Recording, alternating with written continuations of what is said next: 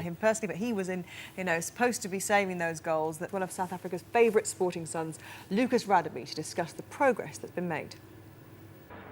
Well, let's turn our attention back to tonight's USA-Brazil final and get the thoughts of former France World Cup winner and winner of the Confederations Cup, Marcel Desailly. Earlier, he spoke to Mark Bright at Ellis Park Stadium.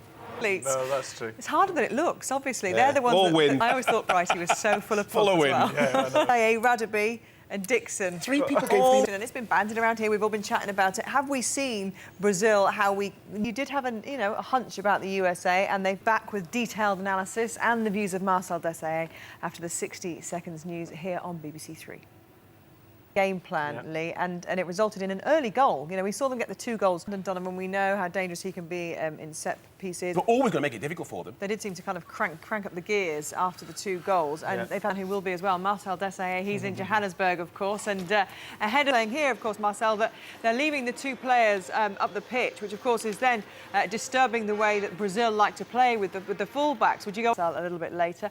A reminder that Wimbledon continues tomorrow. Well, the World Cup finals get underway in 347 days. The tournament marks an incredible journey undertaken by South Africa, as Jonathan Pearce reports. Produce a brilliant World Cup. And we've said it's not going to be a German World Cup. It's not necessarily going to be run along the same spirit.